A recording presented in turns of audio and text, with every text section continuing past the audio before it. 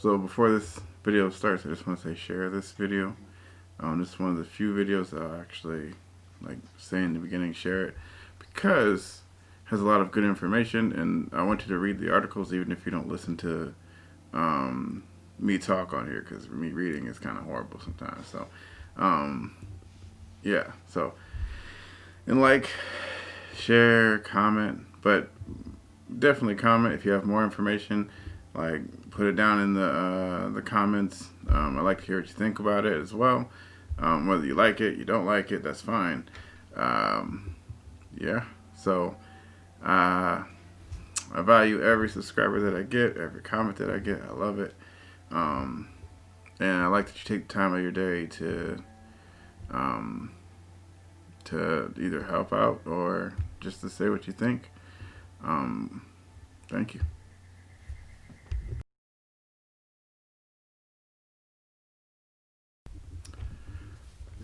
Hello. So this video is pretty much about how I couldn't figure out why Georgia wasn't really investigating all that hard these claims. Even though it's not just Trump claiming it. There's so many people coming forward and signing affidavits and willing to testify to this. And why wouldn't you look into it that hard? You should be combing through the election and making sure that everything is legit.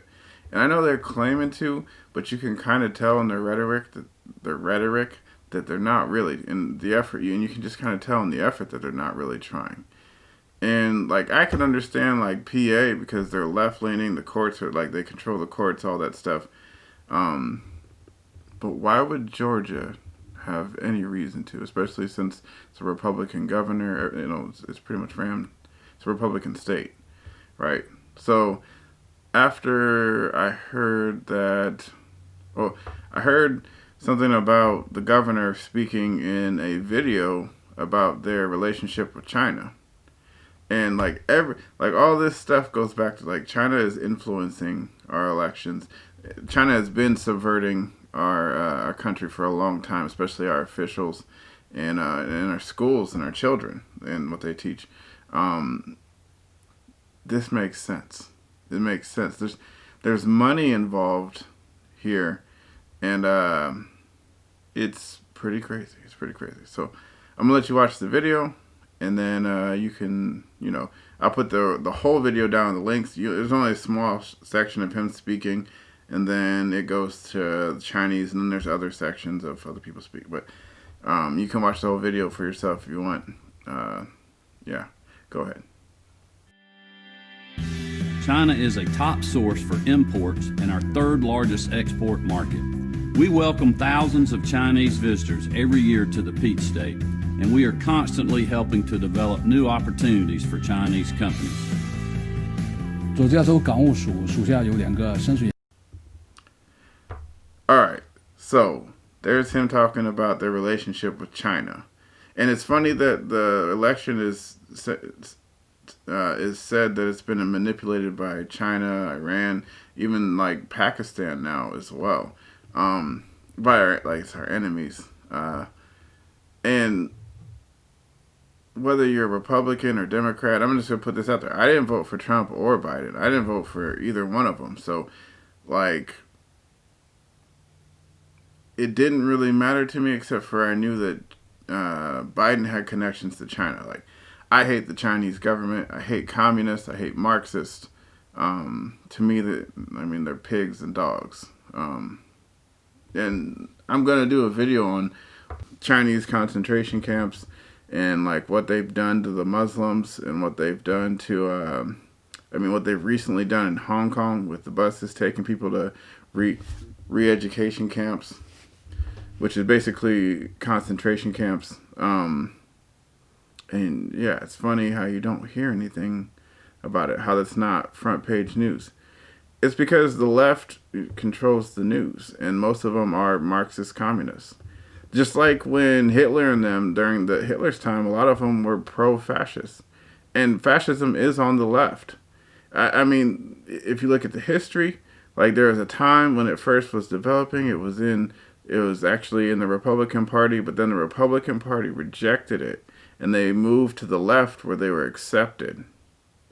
See, because the Republican Party had certain ideas and values, and they stuck to them. There was a time when Republicans did actually stick to their values, and so the progressives had to leave and go to the left or to the Democrats, and that's where they found their home.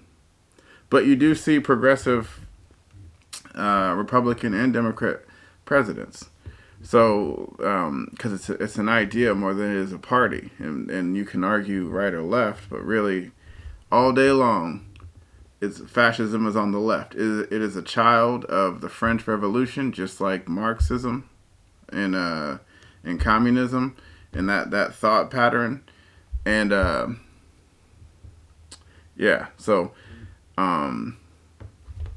moving on. So,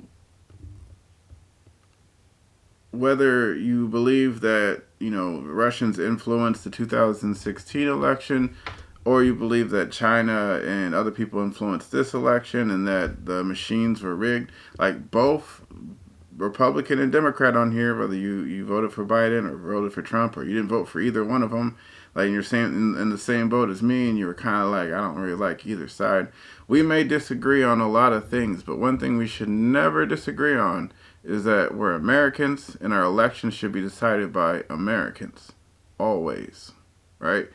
And then if you're like me, you hate China, or you hate communist China. Like, I don't hate the people. Like, I don't hate the people who live under the regime because they're oppressed. And Hong Kong is one of those places now that is oppressed.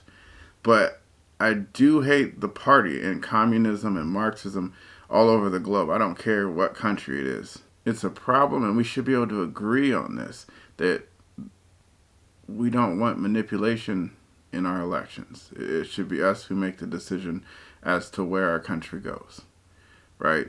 And if you haven't heard none of this before, you need to look into it. So I'm gonna start reading, and I just thought I'd put out there some common ground where we should start from. So I'm pretty far right, and just to clarify, like, left is bigger government, and this is America. This isn't Europe. Europe's left and right is different than Americans' left and right, and especially Canada's left and right. So that's where you get a lot of times like people from Canada and Europe saying that fascism started on the right because they have a different right in mind, right?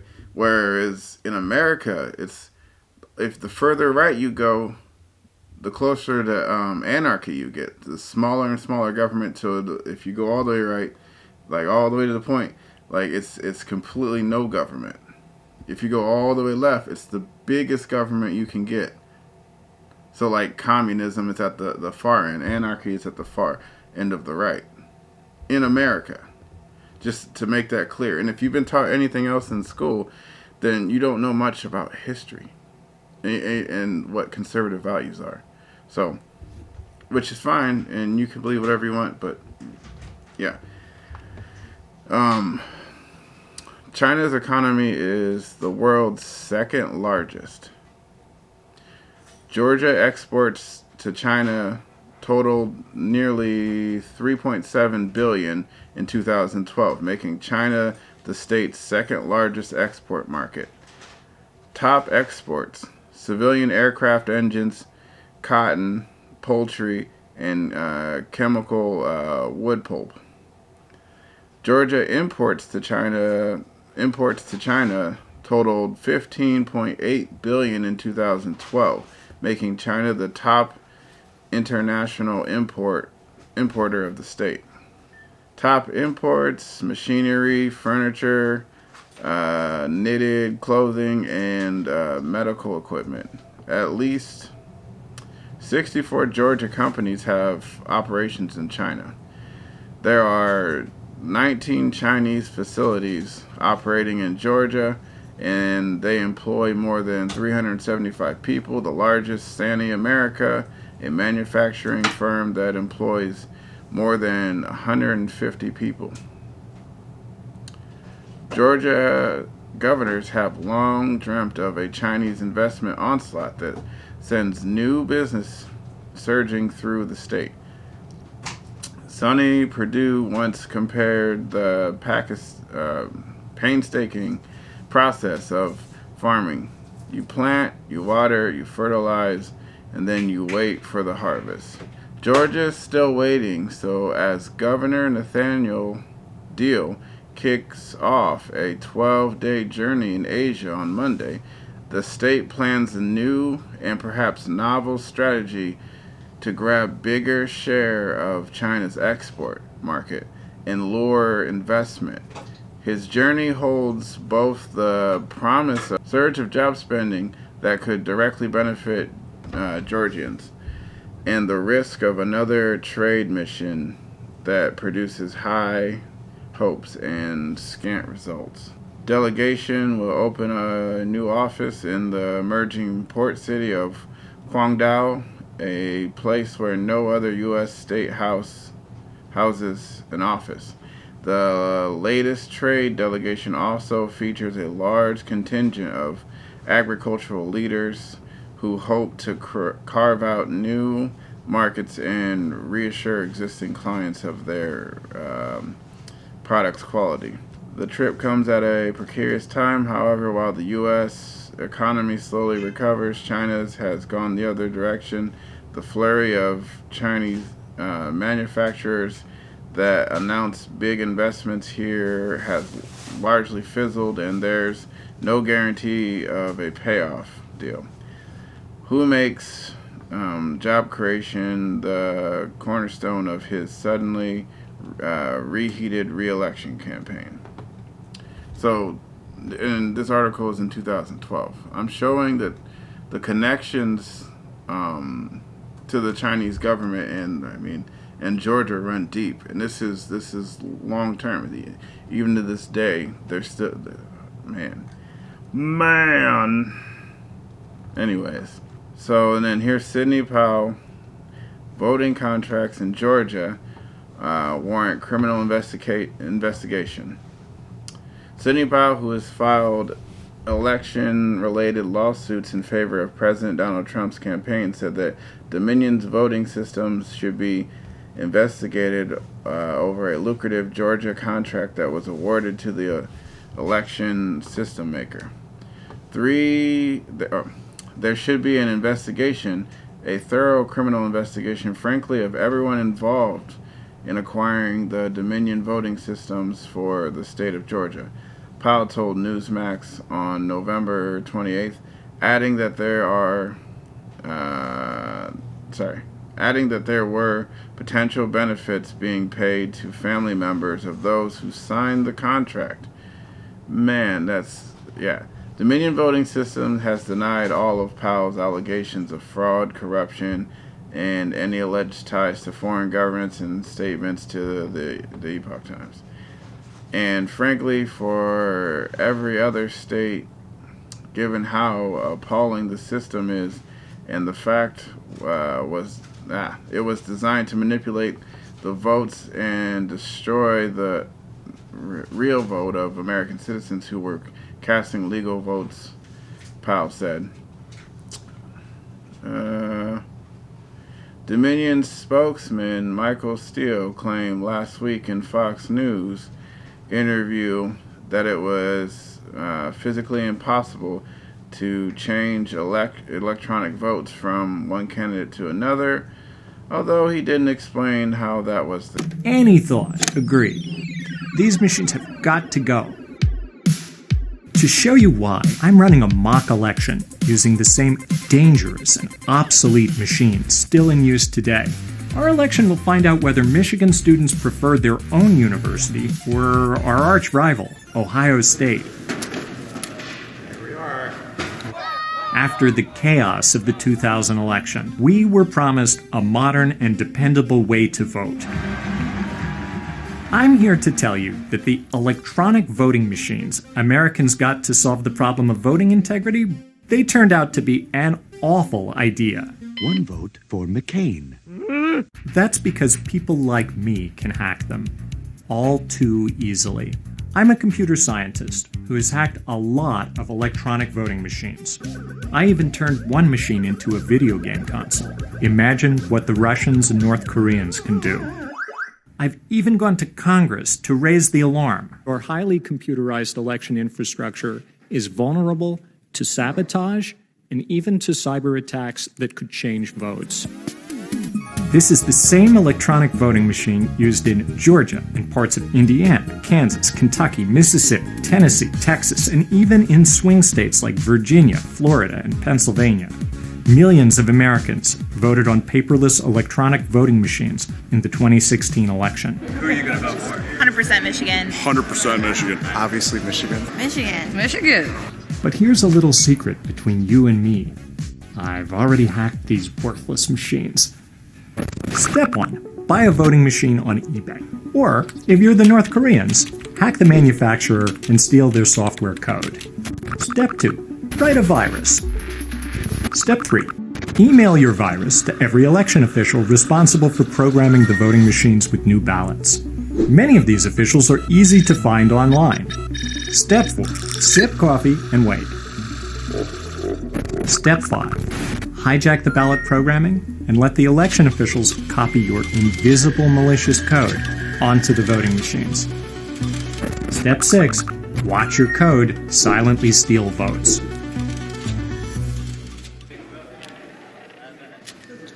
All right, here are the results from the electronic voting machines. Ohio State. It's good reason why they don't want to find voter fraud in these machines, because there's a lot of these officials and other people's livelihoods on stake, and their reputation.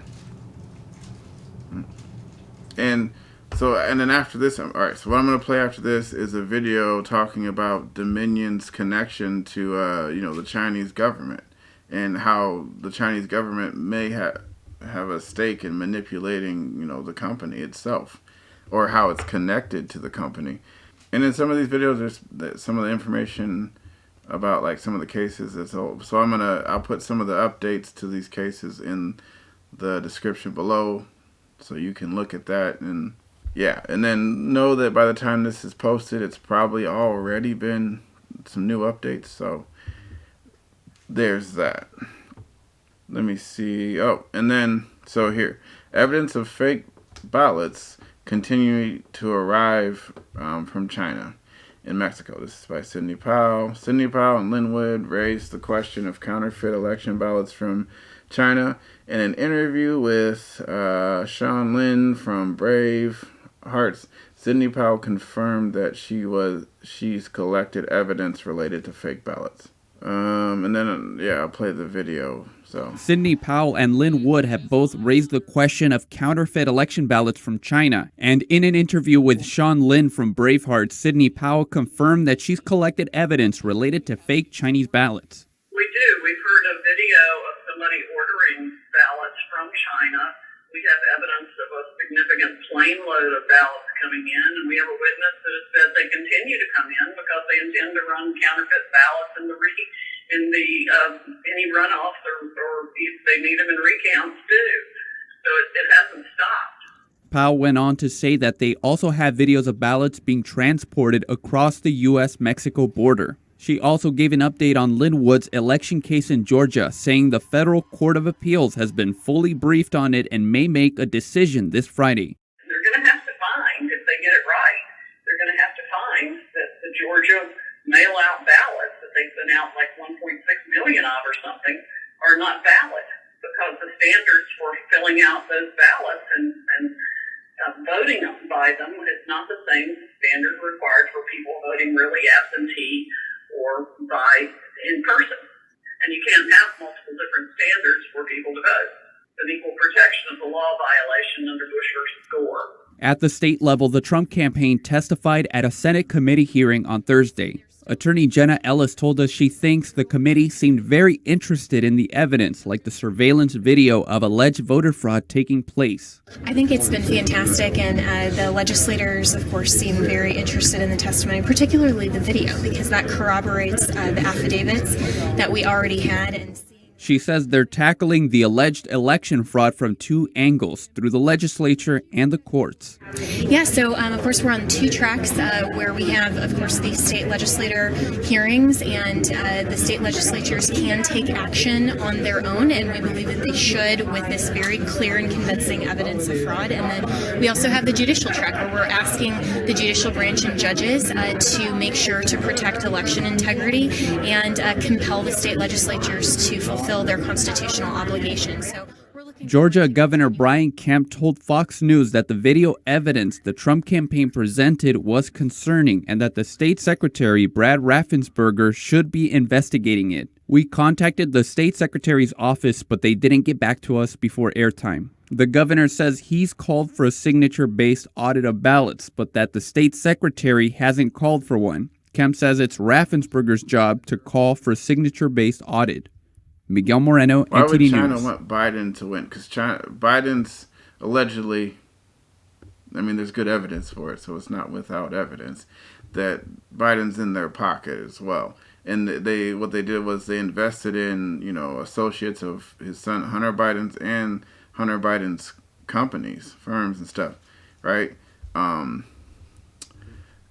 And I'll have some links to that down in the description. It's very important that you read all of the articles down in the description pertaining to Joe Biden's connection to China and Hunter Biden's connection to China. But China eager for Biden to revive failed Kissinger policy. James Fano. The Chinese Communist Party is eager for Joe Biden presidency that would restore Washington's decade-long yet ineffective engagement strategy, said retired Captain James E. Fano, former director of intelligence and information operations of the U.S. Pacific Fleet. There's no question in my mind that the Chinese Communist Party wanted Joseph Biden to be president, Fano told NTD's Focus Talks, adding that China's numerous state-run news and propaganda agencies, Notable People's Daily and Global Times, have been making favorable references to Biden and derogatory references to President Donald Trump over the past years.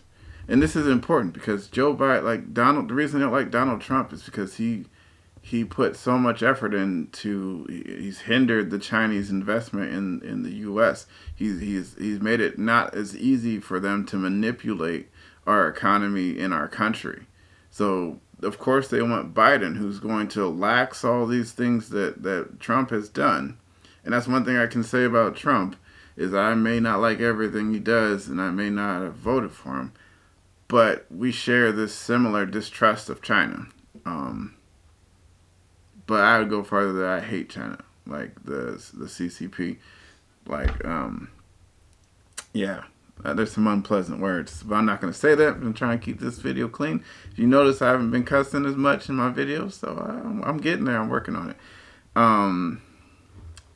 And so I'm trying to keep this video relatively short. So it's important that you go down and you read the links. Okay, so GOP senators, Hunter Biden had even more ties to China, Kremlin. Oh, so Senator Chuck Grassley, Republican for Iowa, and Ron Johnson, Republican for Wisconsin, on Wednesday released more details about Democratic President challenger Joe Biden's son overseas business deals, along with alleged links to foreign individuals who have ties to the Chinese Communist Party, the CCP, and Moscow. According to a news release from the two GOP senators, the new information cites new records that purport to show that the Biden family had even more connections to the Chinese regime, as well as links between associates of Hunter Biden and the Russian government. Some of these additional findings from their investigation include millions of dollars sent to a Shanghai-based company with links to the CEFC, which was effectively an extension of the communist government, or communist Chinese government, to a close business associate of Hunter Biden. They said CEF is a firm founded by billionaire Yi Jiaming, who is believed to have ties with the CCP. They cited Fox News interview with a former Biden family business member associate, Tony Babalinsky, the CEO of a former joint venture between James Biden, Hunter Biden, and two others. Babalinsky last month claimed that the former vice president and his family are compromised by China, adding, obviously I've held a Q clearance. You're briefed on compromise and who you are able to talk with and deal and do business with. And I just don't see, given the history here and the facts, how Joe can't be influenced in some manner based on the history that they have had with the CEFC. And I'm going to stop there. I highly advise you to read this article yourself, and then there's one more I like to throw in there. So this is one of the reasons why Chinese hate Trump, because he's actually finding their spies and kicking them out. And like they're not just finding them, like they're finding them in research centers. They're finding them in schools, in college schools, where I'd say there's probably a lot more to investigate and find more, because there are tons of Marxists, like card-carrying Marxists, in your college teaching your kids. But one of the problems with our schools, they don't teach your kids their American rights and their constitutional rights. They don't teach them about the Constitution. They don't teach them about like American history, at least the whole history. They only tell them bad stuff, and even some of that is wrong. But yeah, America has some bad history. Like, so does every country in the planet. Anyways, moving forward. Over 1,000 Chinese military-linked researchers have left the U.S. since federal crackdown, DOJ official. More than 1,000 Chinese-linked researchers have left the United States since the authorities arrested several suspected undercover Chinese military officers over the summer, according to a senior Justice Department official. Earlier this year, at least 4 Chinese researchers were arrested and charged with a visa fraud for allegedly lying on their applications about their status as members of the People's Liberation Army, PLA, the official name of the Chinese military. One of those researchers was harbored by the Chinese consulate in San Francisco for weeks before he was eventually arrested in late July. A Chinese visiting student also was indicted on similar charges in January. John C. Demers, Assistant Attorney General of National Security, said those arrests were just the tip of the iceberg, leading to an investigation that uncovered a vast network of suspected undercover PLA researchers across the country.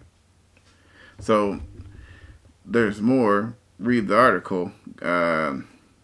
All these are the Epoch Times, and then a lot of them, they use a lot of NTD articles, which is associated with them, and so there's a lot of information. But given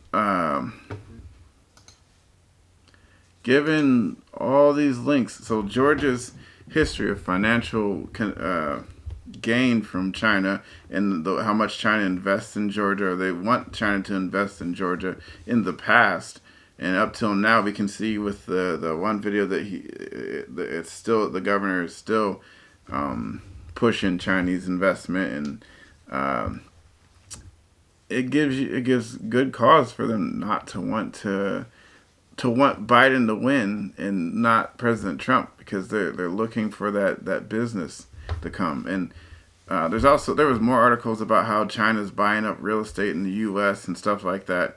So, like, we need to stop that. We need to actually throw China out of our, start making stuff here, like producing stuff here. We can do that now, especially medications.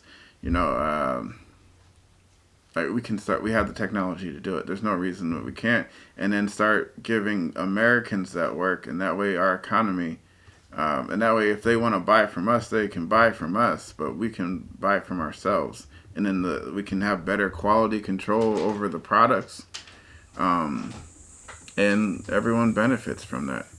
So if you don't see by now why Georgia it's probably compromised. Even the judges and their judicial system, their their legislatures, the government of Georgia, they have reason to want to not uncover the fraud, because a lot of them would end up entangled in that entanglement.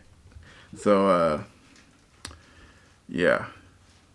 All right, you guys have a good day. Shalom. Attorney Linwood claimed on December 1st that Communist China purchased Dominion voting for $400 million. He published a link to a U.S. Securities and Exchange Commission filing showing Dominion Voting Systems' parent company receiving $400 million from a Swiss bank subsidiary. The transaction itself does not directly show what the attorney alleges it to be. However, it does show ties between the voting software company and the Chinese regime. The transaction happened less than a month before the election. According to a press release, the party that received the money, Staple Street Capital, acquired Dominion Voting System in 2018. The acquirer calls itself a New York-based middle-market private equity firm. The party that paid the money is UBS Securities LLC, a subsidiary of Swiss investment bank UBS. But UBS is not necessarily the eventual buyer in the transaction. As an investment firm, it could have just served as a middleman, selling partnership interests of Staple Street Capital to UBS clients or holding it on behalf of clients through its prime broker. So how is this related to the Chinese Communist Party? In another Twitter post, Linwood claims the Chinese regime to be the major shareholder of the middleman UBS Securities. Through state entities, China does own much stock of UBS's Beijing-based joint venture. But the joint venture's name is UBS Securities Co. Limited, whereas the entity sending money to Dominion is UBS Securities LLC, which is based in New York. The New York subsidiary is a private firm, so its shareholders' information is not open to the public. However, a closer look into the New York subsidiary shows that among 4 of its board members, who are appointed by shareholders, 3 appear to be Chinese. One of them is Ye Xiang, a Chinese national, who also served as a board member of the Beijing-based UBS. The person had worked at the Chinese regime's central bank, the state-owned Bank of China, as well as the Hong Kong government's financial regulatory agencies. UBS is the first foreign bank that's allowed to have a fully licensed security joint venture in China's very restricted financial market. The facilitator of the joint venture is Chinese Vice Premier Wang Qishan, who is deemed the most finance-savvy communist official. He was the mayor of Beijing in 2006 when he met with UBS's then-chairman Marcel Ospel. According to a Chinese company profiling website, after the 2020 election, the Beijing UBS went through a major leadership turnover on November the 30th. One day before Linwood's tweet about UBS, 12 out of its 15 board of directors quit, including Ye Xiang, the New York UBS board member mentioned earlier.